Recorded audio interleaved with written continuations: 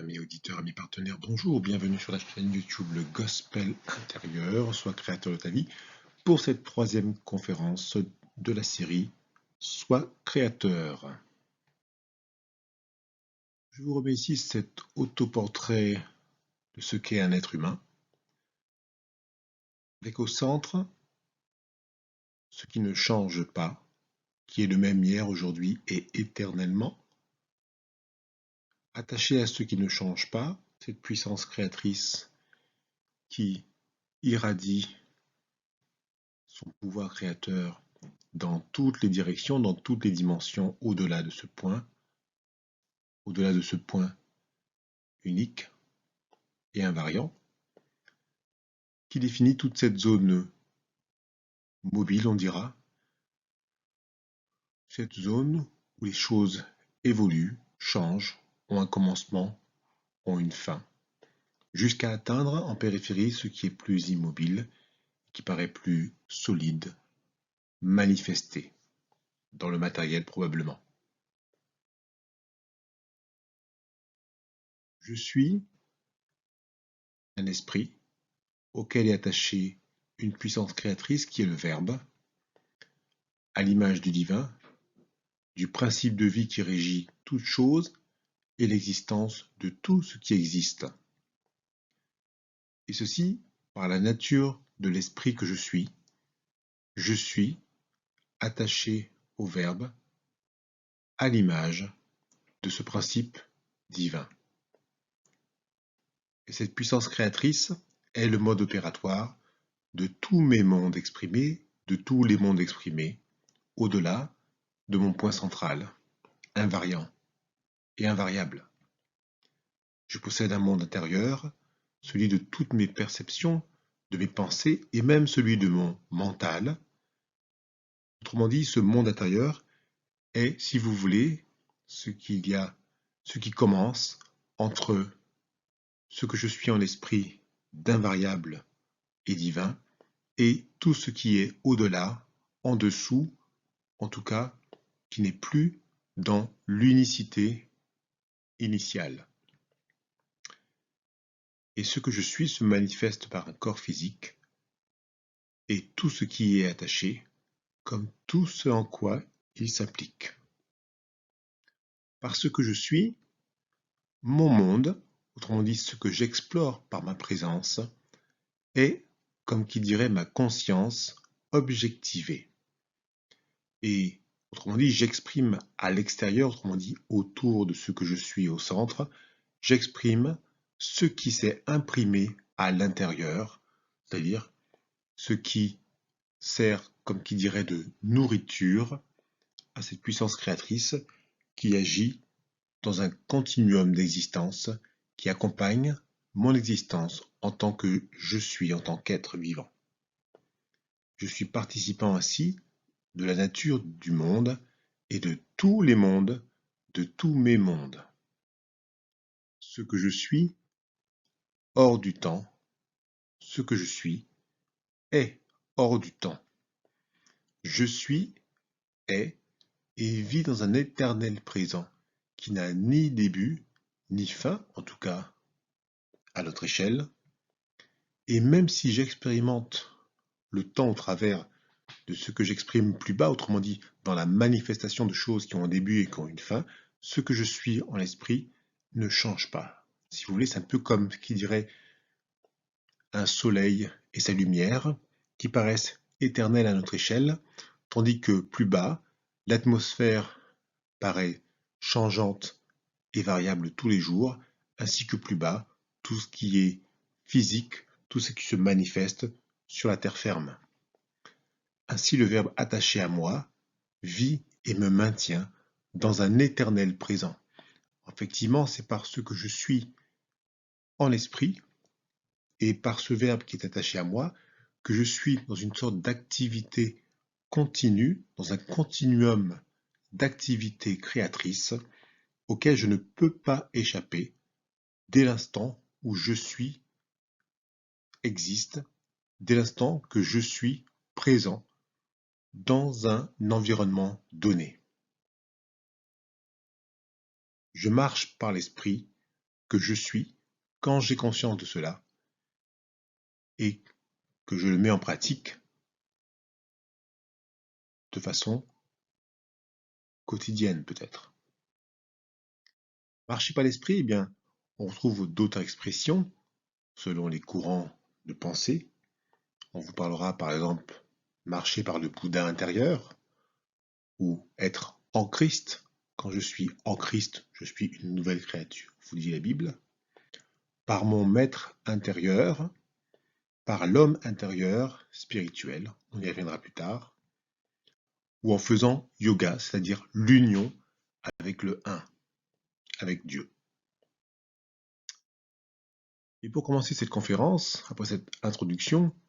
nous allons parler de ma nouvelle dimension, autrement dit la dimension dans laquelle j'évolue, quand j'ai conscience de cela, et quand je prends conscience de cela et que je le mets en pratique. Car effectivement, cette nouvelle dimension où j'existe simultanément à une dimension plus commune, plus banale, eh bien cette dimension m'est accessible quand je me mets en marche dans la pratique authentique selon ce que je suis, c'est-à-dire quand je marche par l'esprit, je suis dans ma nouvelle dimension. En Deutéronome 32-39, nous pouvons lire « Sachez donc que c'est moi qui suis Dieu, et qu'il n'y a point de Dieu près de moi. Je fais vivre et je fais mourir. Je blesse et je guéris. Et personne ne délivre de ma main. » Une autre version, celle de Chouraki, plus proche du texte originel, dit-on. « Voyez maintenant, oui moi lui-même, nul Elohim n'est avec moi. Moi-même je mets à mort et je fais vivre. J'afflige et moi-même je guéris. Contre ma main, il n'est pas de sauveur. » Clairement, ce verset nous invite à comprendre que si nous avons été faits à l'image du divin, par l'esprit, eh bien, attaché à ce que nous sommes en l'esprit, est ce verbe puissant et créateur qui est, si vous voulez, comme un attribut divin. Et donc, croire qu'on peut faire autre chose que subir cet attribut qui est dans un continuum actif et créateur, c'est croire qu'on peut échapper à ce que l'on est alors qu'il n'en est rien.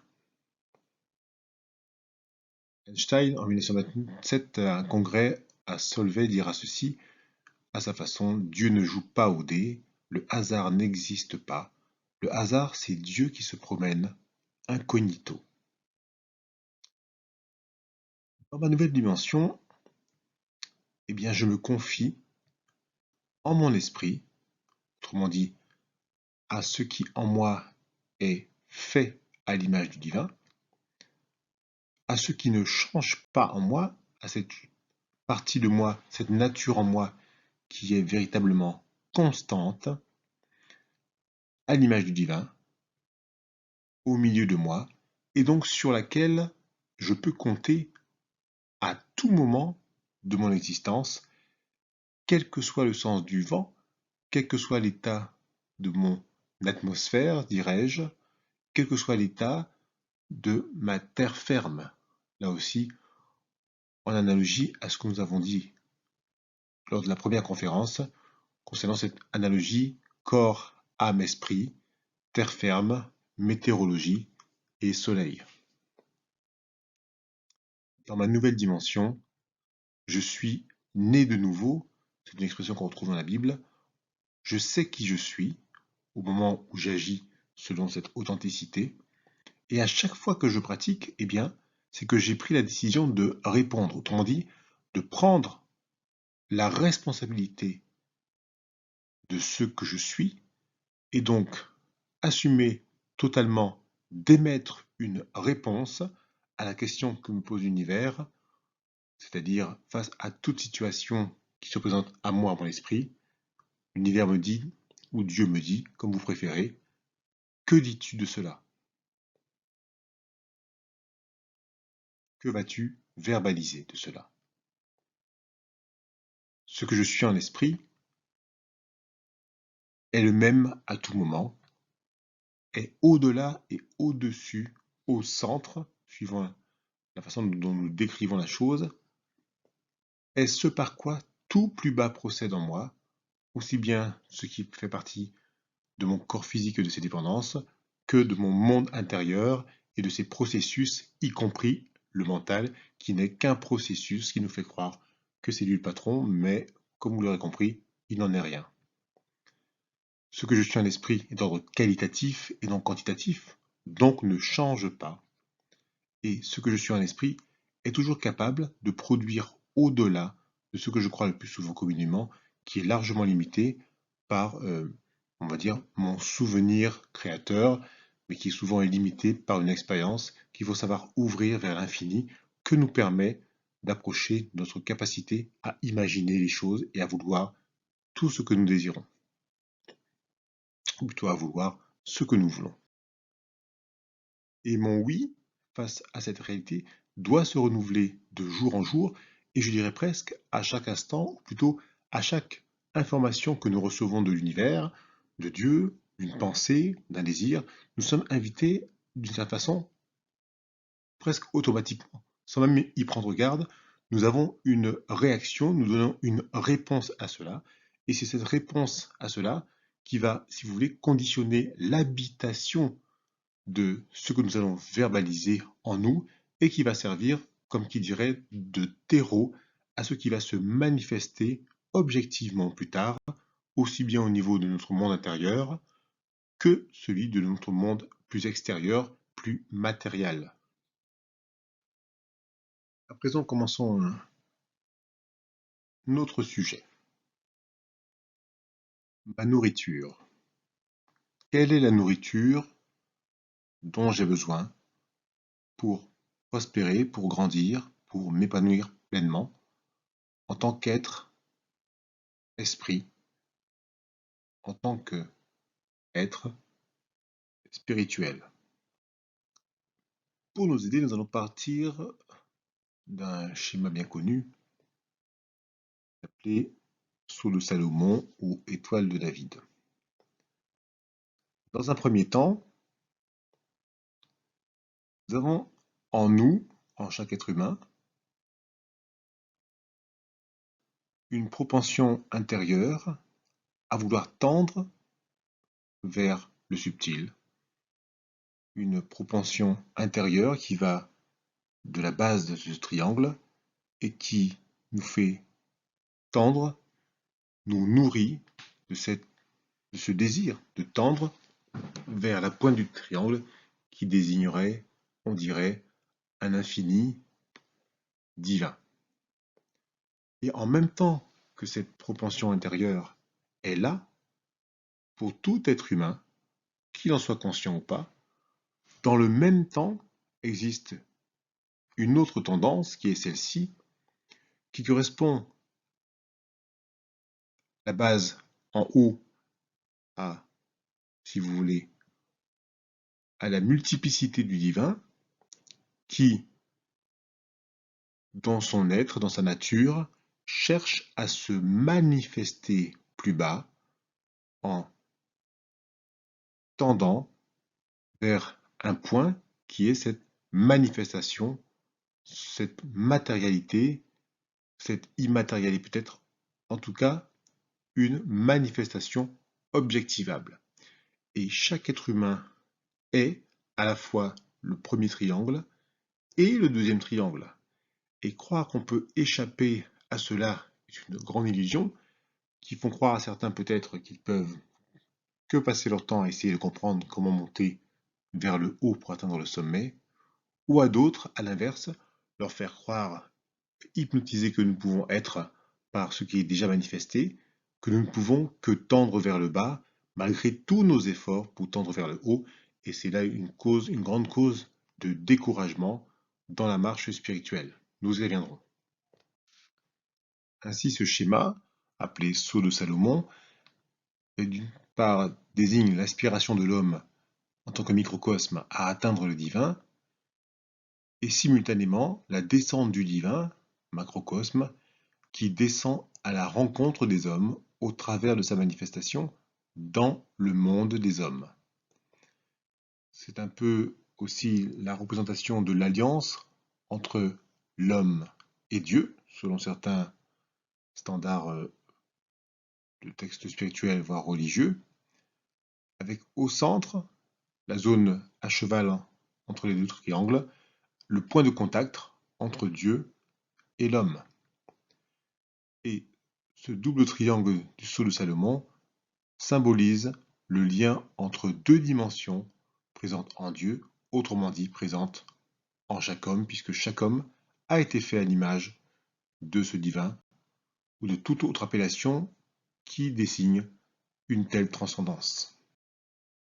Et c'est pour cela qu'il est écrit dans de nombreux textes que ce que nous appelons Dieu ou le divin, étant attaché à ce que nous sommes en tant qu'être humain, eh bien, il est écrit à plusieurs reprises que le divin agit selon, d'une certaine façon, ce que fait l'homme, puisque l'homme est, comme qui dirait, le bras droit, le bras armé, le bras actif du divin à notre propre échelle. En 1 Rang 3, 11, 12, on peut lire « Et Dieu lui dit, c'est Dieu qui parle à Salomon, puisque c'est là ce que tu demandes, puisque tu ne demandes pour toi ni une longue vie, ni des richesses, ni la mort de tes ennemis, et que tu demandes de l'intelligence pour exercer la justice, voici, j'agirai selon ta parole. Je te donnerai un cœur sage et intelligent, de telle sorte qu'il n'y aura eu personne avant toi, et qu'on ne verra jamais personne de semblable à toi. » Autrement dit, ici même, on peut voir que ce qu'on appelle Dieu ou le divin obéit selon la parole qu'émet l'être humain qui a été fait lui-même à l'image de ce divin. D'où cette association, cette analogie qu'on peut faire véritablement entre la nature de l'être humain profondément et ce tout est possible qui est inhérent à ce que nous sommes à l'image du divin. Tout ce qui vient d'être partagé a des conséquences très pratiques pour notre pratique quotidienne et notre compréhension de ce que nous sommes et ce qui se passe à chaque instant. En effet, chaque être humain doit comprendre ceci. Nous sommes, d'une certaine façon, doubles. Et en nous, nous avons, d'une part, le vieil homme, l'être commun, et surtout sa façon de fonctionner la plus commune, qui représente, si vous voulez, cette propension à ce qui se manifeste et qui nous préoccupe le plus souvent, prioritairement, du moins plus qu'en apparence. Et en même temps que nous procédons de cela, il y a en nous l'homme nouveau, l'être régénéré, l'être spirituel, qui lui aussi a une conséquence dans sa présence qui est qu'il est en permanence aussi en train de manifester autre chose et en premier lieu notre aspiration vers le divin. Autrement dit, même si nous avons l'impression d'être un peu hypnotisés par le manifester, et c'est ce qui constitue, comme nous allons le voir, la nourriture du vieil homme, eh bien l'homme nouveau, lui, a comme nourriture ce qui en esprit nous occupe, nous préoccupe et demeure à l'intérieur de nous, comme pour constituer le terreau de ce qui justement a été manifesté. Et c'est là toute la subtilité, ne pas se faire hypnotiser par le vieil homme et ses procédures, en sachant que nous sommes aussi en nous de la même nature que l'homme nouveau, l'homme régénéré, l'être humain spirituel, qui lui aussi a besoin d'une nourriture, et d'ailleurs, si on ne lui donne pas, il la manifeste quand même par le manifester, c'est-à-dire en manifestant ce qui nous préoccupe, ce qui nous occupe, et ce qui demeure en nous, à l'intérieur de nous, au centre de nous. Et donc, en termes de nourriture de notre être, qu'il s'agisse du vieil homme et de l'homme nouveau, les deux sont évidemment la manifestation de ce que nous sommes. C'est-à-dire qu'il ne s'agit pas de croire qu'il y a deux choses indépendantes, c'est impossible. Les deux procèdent du divin, mais disons que ce qui procède du vieil homme et ses procédures est, comme qui dirait, le manifesté se manifestant et nous préoccupant souvent l'esprit en majorité, alors que ce qui possède de l'eau nouveau, qui est pourtant la cause initiale de toute chose, semble parfois être relégué au second plan, d'autant plus que nous ne nous nourrissons pas par un intérêt particulier dont il a besoin pour pouvoir être de plus en plus présent, d'abord en esprit pour nous et simplement dans la vie de tous les jours. Et donc, la nourriture de l'homme nouveau, eh bien, c'est de faire, et faire quoi? Eh bien, faire ce pourquoi il est fait, c'est-à-dire donner à l'homme nouveau des sujets de pratique, dirons-nous, mais simplement se remplir de sujets et de bonnes préoccupations qui vont le nourrir pour qu'il puisse manifester ce que nous avons été appelés à désirer ou à demander. Le vieil homme, eh bien, sa nourriture est le monde manifesté, qu'il soit d'ordre matériel ou immatériel. C'est ce qui est déjà manifesté en cours d'existence et de manifestation qui constitue son alimentation, c'est-à-dire ce que je vis au niveau de mon âme, ce que je reçois au niveau de mes cinq sens, toutes les sollicitations dont je suis l'objet de tout type, elles sont toutes faites pour lui, ce que j'expérimente dans mon corps, dans mon cœur ou même dans mon mental, tout ce qui est déjà manifeste vient nourrir les processus dont procède le vieil homme. Et il se repaît de cela, c'est sa nourriture, et donc ça lui va très très bien, un peu comme pour faire oublier la vraie source non manifestée de toute chose, qui elle est purement l'esprit. Et ce monde manifesté, matériel ou immatériel, est un monde auquel nous sommes souvent tentés de donner plus de crédit qu'au monde spirituel, non encore manifesté, et pourtant ce monde spirituel contient pourtant la vraie source de tout ce qui est déjà manifesté, mais qui est encore à l'état de potentialité. Et donc c'est en cela qu'on peut trouver aussi écrit, il ne faut pas confondre la créature qui constitue tout ce qui est déjà manifesté avec le créateur qui constitue celui qui crée véritablement, autrement dit, esprit, autrement dit, le verbe auquel attacher l'esprit. Et donc, ne pas confondre ou ne pas préférer la créature au créateur est une bonne attitude à se rappeler pour se recentrer véritablement sur ce que nous sommes. La nourriture de l'être spirituel, je dirais, est l'essence action qui nourrit la fonction de ce qui est. Je dis bien l'essence action qui nourrit la fonction de ce qui est. Pour vous donner quelques illustrations,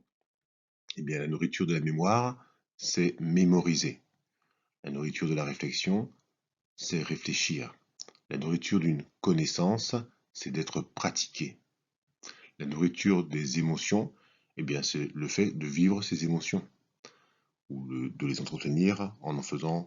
les transformant en un sentiment qui va durer. La nourriture de l'imagination, eh bien, c'est d'imaginer activement.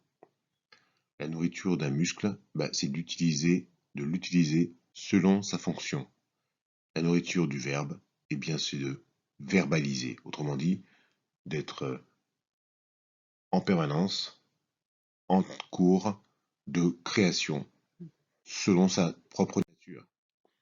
Et quand il est écrit que ma nourriture est de faire, par exemple dans la Bible, ma nourriture est de faire la volonté de mon Père qui est dans les cieux, eh bien, simplement faire ce pourquoi l'esprit que je suis est fait, c'est-à-dire agir au moyen de l'esprit, marcher par l'esprit dans tous les aspects de ma vie, et savoir cela ne veut pas dire que forcément, si je ne le fais pas à chaque instant, il y a un problème. Simplement, il faut savoir que c'est quand je le fais ou quand j'en ai conscience, que véritablement, je suis en pleine action en termes de marche par l'esprit.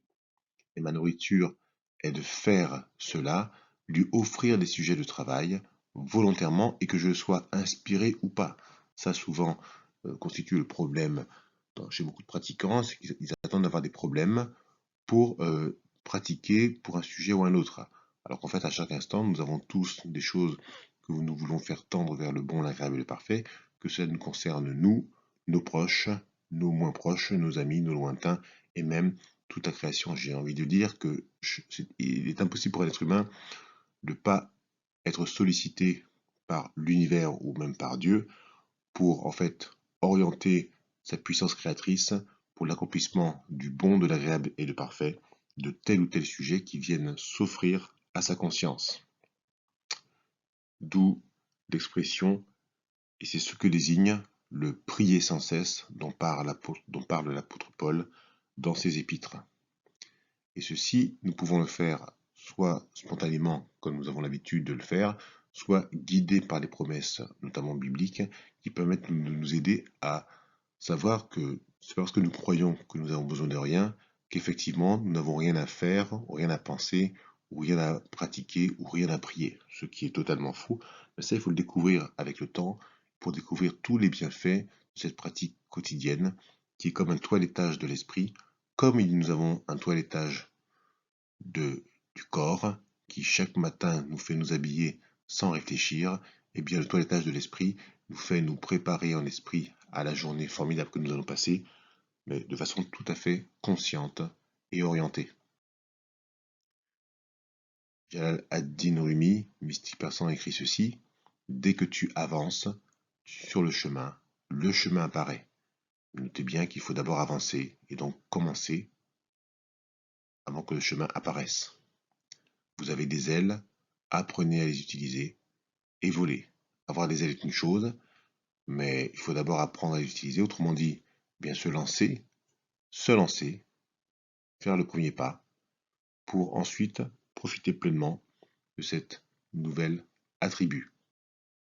Lao Tzu écrira: un voyage de 1000 km commence par un seul pas. Évidemment, nous espérons que ce sera toujours le bon premier pas. Dans Ésaïe 35:8, dans la Bible, on peut trouver ceci: il y aura là un sentier, une voie qui sera appelée la voie sainte. Celui qui est impur n'y passera point, et ce sera pour vous une voie droite, en sorte que les ignorants y marcheront sans s'égarer. Dans ce verset, il faut surtout s'attarder sur la deuxième partie qui désigne qu'il existe un chemin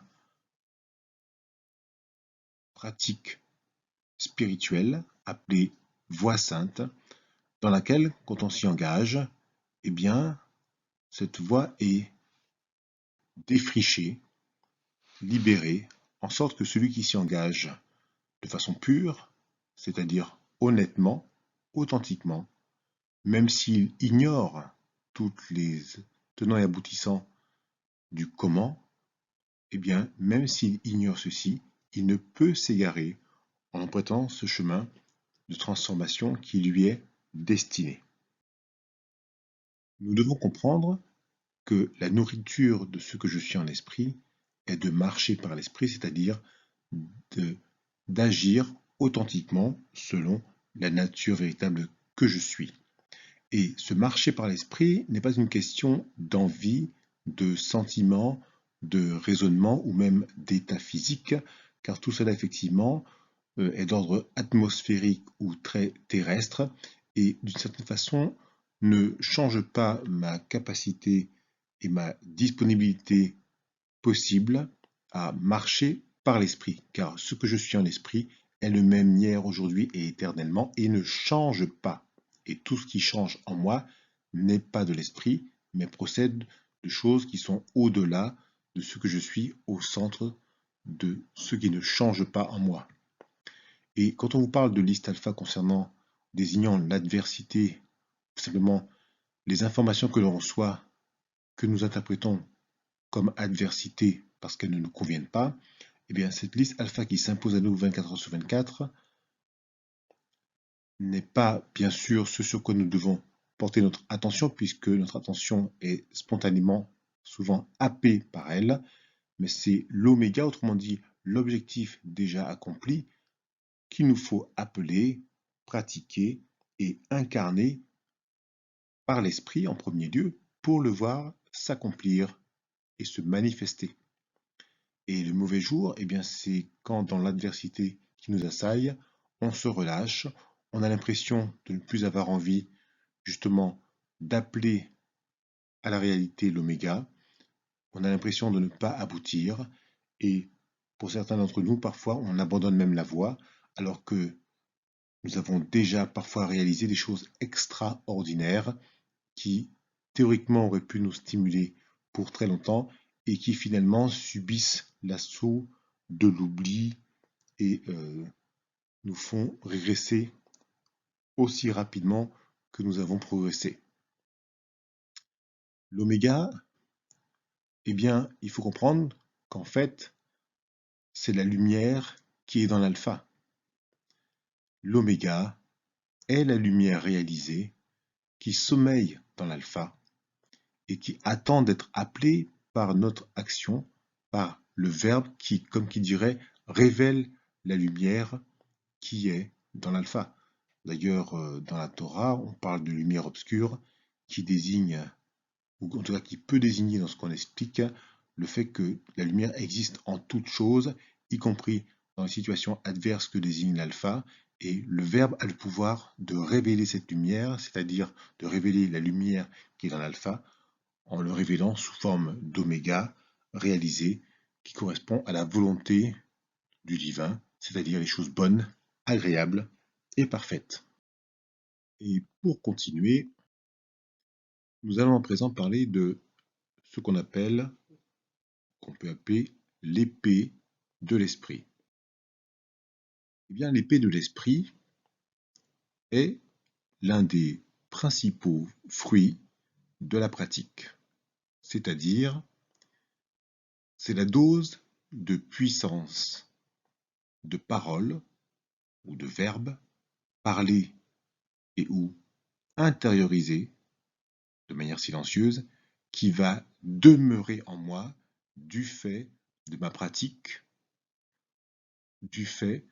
de ma présence de plus en plus consciente, du fait de ma conscience de ce que je suis éternellement à l'image du divin. Autrement dit, cette épée de l'esprit est justement cette puissance, ce verbe qui va pouvoir agir et se manifester. Et quand je pratique, d'une certaine façon, j'aiguise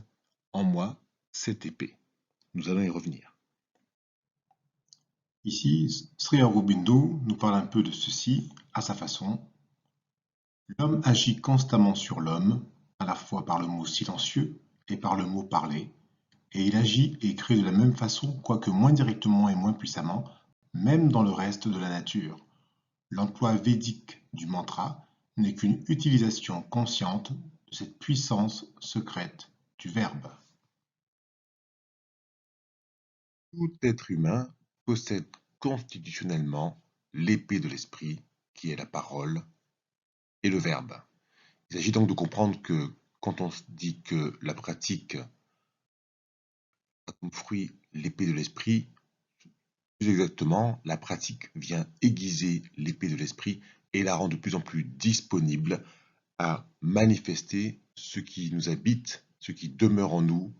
et qui cherche à présent à se manifester conformément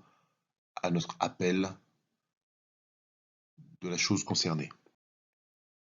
L'épée de l'esprit a plusieurs aspects: défensif, quand on l'utilise de façon préventive dans la pratique; offensive, quand on y fait appel, on va dire dans l'urgence face à une situation qui mérite d'être traitée, dirons-nous; et un effet de rémanence, de permanence, qui va au-delà et qui déborde largement du sujet de la pratique. C'est-à-dire que la pratique a beau être limitée, par exemple, sur le sujet de la pratique, mais l'effet de permanence et de rémanence, lui, va déborder largement et va couvrir tous les aspects de notre existence par un effet de diffusion, de radiance, qui vient vraiment nous aider dans la vie de tous les jours, dans notre existence. L'effet défensif, eh bien, c'est quand nous utilisons la parole, le verbe par notre pratique pour des sujets de façon préventive, pour appeler protection, facilitation et prévoyance sur tous les aspects de notre existence. L'effet offensif, eh bien, c'est quand nous y pensons, et ça, c'est le plus souvent, hélas, le seul moment où nous y pensons, ce qui est largement insuffisant, mais bon, voilà. Quand on y pense face à l'adversité, aux problèmes, aux situations que je dois changer, face aux dominations et autorités en moi, qui me font dire qu'il faut que je fasse quelque chose un peu dans l'urgence.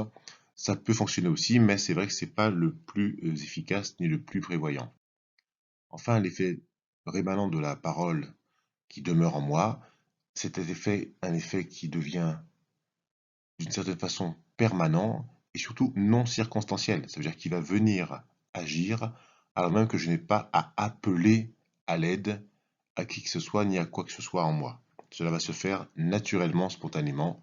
un peu comme une bénédiction qui vient me couvrir dans tous les aspects de ma vie et dans tous les aspects de la manifestation de ce que je manifeste. Et l'effet rémanent, c'est vraiment non circonstanciel. Une fois que mon épée a été aiguisée par la pratique, elle reste aiguisée un certain temps face aux adversités. Et au fur et à mesure de son usage, il y a la nécessité d'être à nouveau aiguisée, d'être entretenue comme ma pratique. Cela indique le fait que quand on pratique la voie que nous partageons, et même d'autres voies, si vous diminuez, si vous cessez,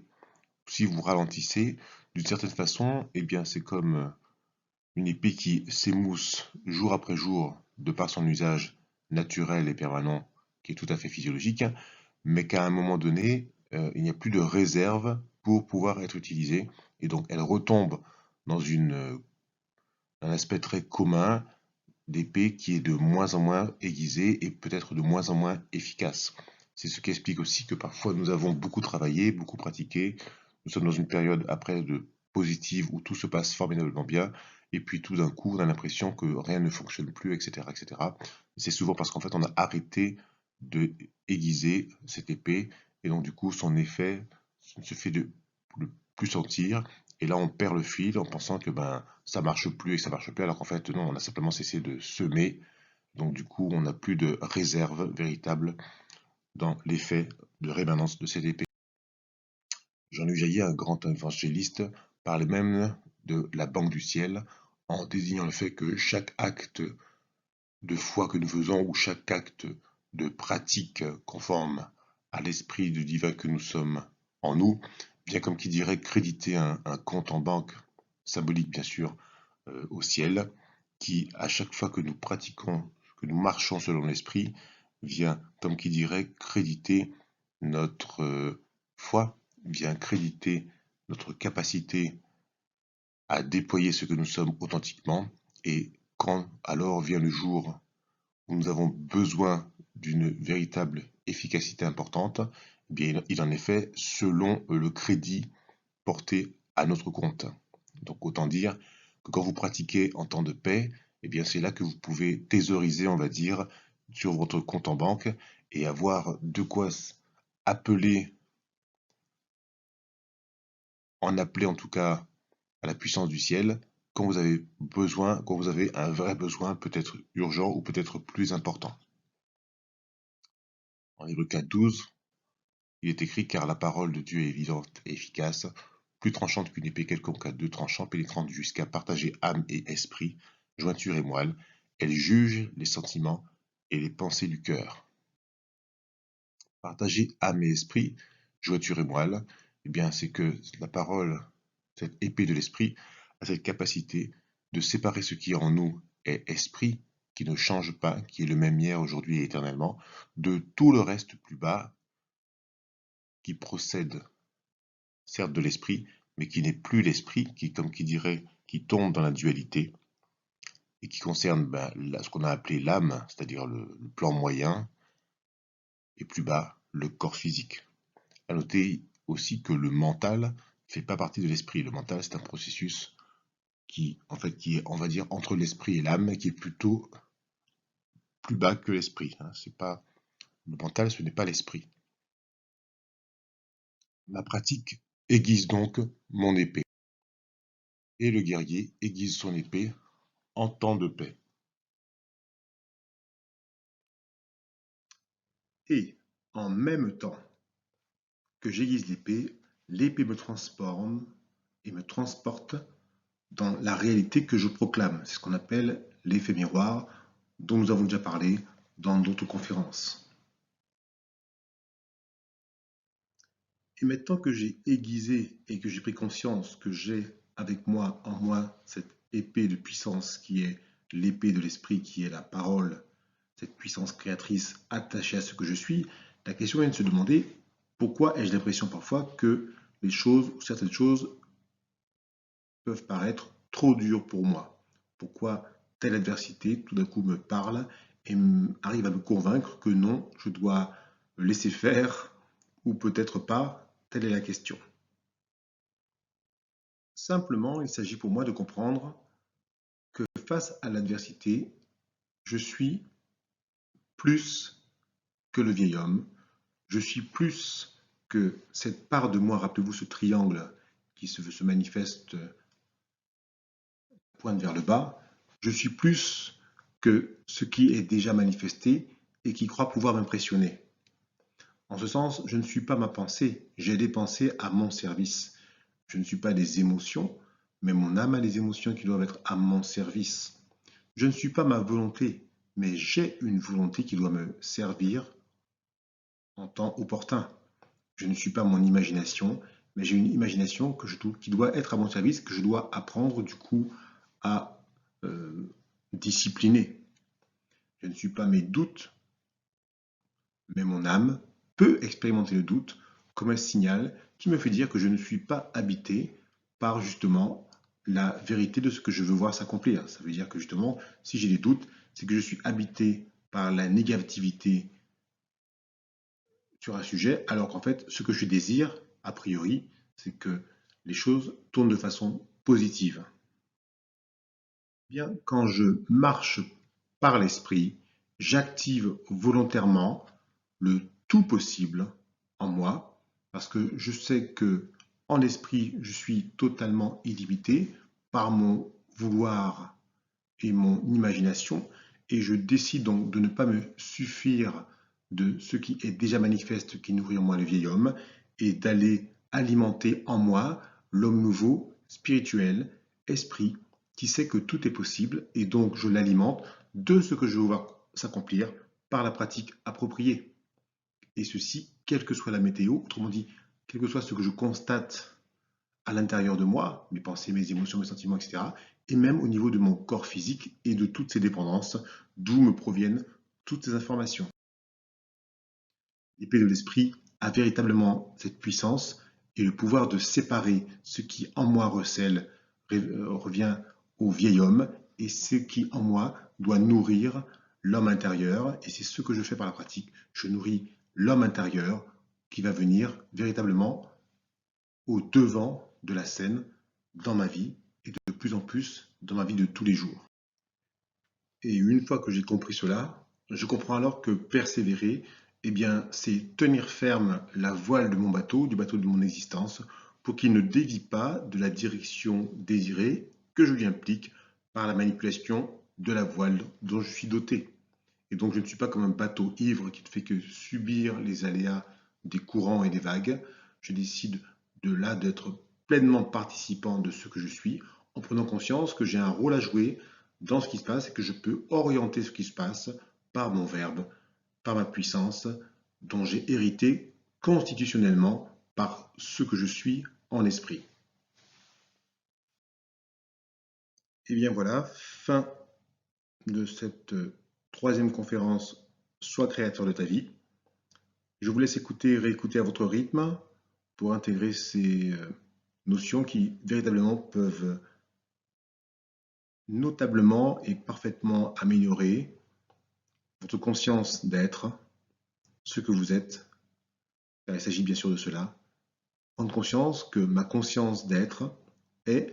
le centre qui ne change pas, qui est le même hier, aujourd'hui et éternellement, et d'où tout se fait. À l'image de cette animation, je suis le même hier, aujourd'hui et éternellement, et tout procède de mon verbe dans toutes les dimensions de ma réalité, dans toutes les dimensions de ma vie. À bientôt et pratiquez avec générosité.